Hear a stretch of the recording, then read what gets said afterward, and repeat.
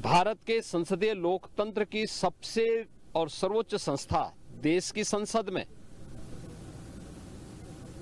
कांग्रेस अध्यक्ष से मल्लिकार्जुन खड़गे और समाजवादी पार्टी के अध्यक्ष श्री अखिलेश यादव का वक्तव्य इस ओर सबका ध्यान आकर्षित करता है। ये दोनों वक्तव्य न केवल इनके सनातन धर्म विरोधी चरित्र को उजागर कराता है, बल्कि इनकी उस गिद्ध दृष्टि की ओर भी सबका ध्यान आकर्षित करता है जो लगातार इस महाकुंभ के खिलाफ पहले दिन से दुष्प्रचार कर रहे हैं। इनका यह बयान न केवल सनातन धर्म पर प्रहार है, बल्कि निंदनीय भी है और शर्मनाक भी। कांग्रेस अध्यक्ष का यह कहना कि प्रयागराज कुंभ में मौनी अमावस्या के दिन हजारों लोग मर गए, हमें अफसोस होता है। एक इतना वरिष्ठ नेता, कांग्रेस देश की जो सबसे पुरानी पार्टी है, उसके अध्यक्ष से अपेक्षा की जाती है कि वो एक मर्यादित बयान देश की संसद में रखें, और इतना गुमराह करने वाला बयान, झूठ पे झूठ।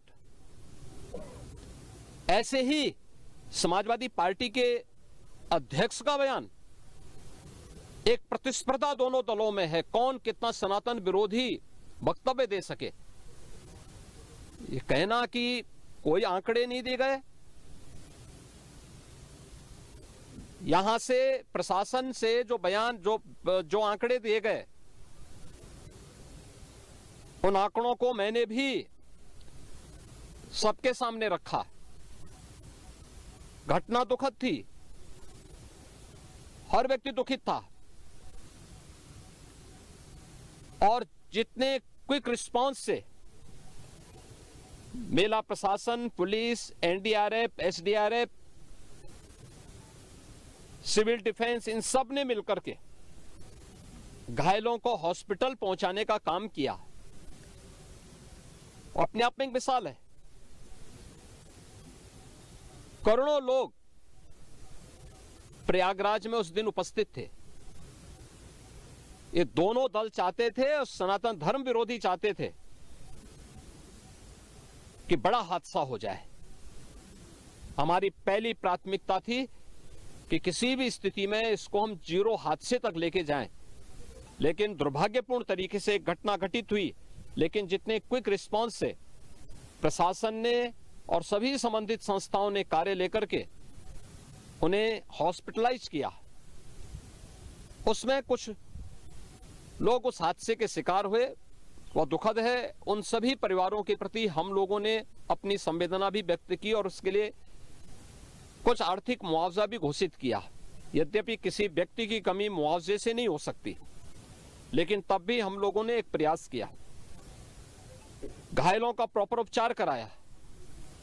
वे सभी घायल आज भी कुछ प्रयागराज मेडिकल कॉलेज में हैं, बाकी अपने परिवार के सदस्यों के साथ चले गए हैं। मैंने भी, मेरे साथ मेरे मंत्रियों ने भी, प्रशासन ने भी, प्रदेश के मुख्य सचिव ने भी, प्रदेश के डीजीपी ने भी उन सभी लोगों से मुलाकात की थी। और मैं तो देखकर बहुत चौंक था कि जो लोग प्रयागराज मेडिकल कॉलेज में भर्ती थे, जब मेरी उनसे बातचीत हो रही थी, तो उनमें से सभी लोग ये कहा, उनके द्वारा कहा जा रहा, साहब व्यवस्था में खामी नहीं, लेकिन हमारी किस्मत है या फिर ऐसी स्थिति पैदा हुई।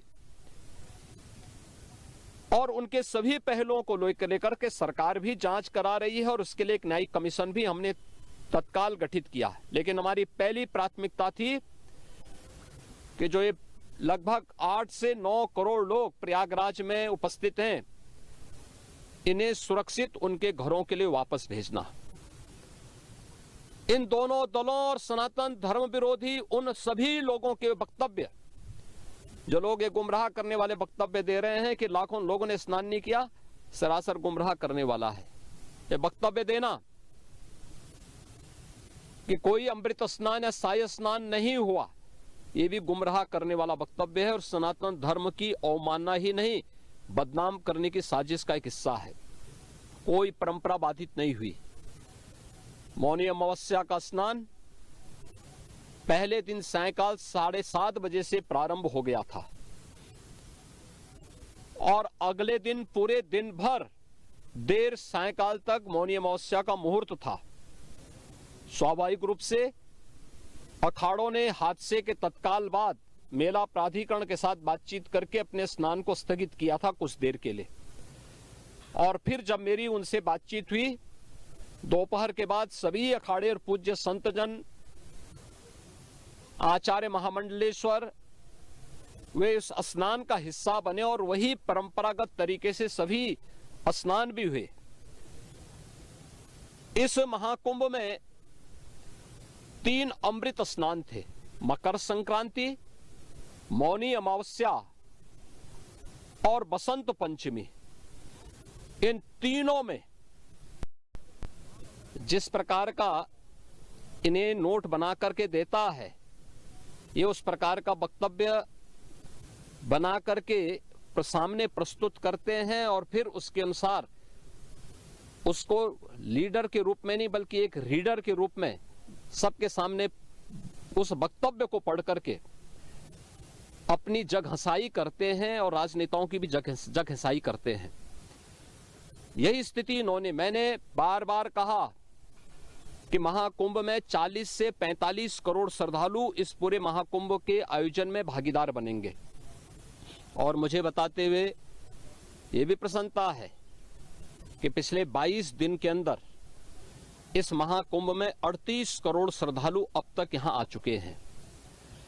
अगले 22-23 दिन तक यह आयोजन और चलेगा। इन 22 दिनों के अंदर भी श्रद्धालुओं के आने की पूरी वो है। आज भी आप देख रहे होंगे, कल बसंत पंचमी अंतिम अमृत स्नान संपन्न हुआ।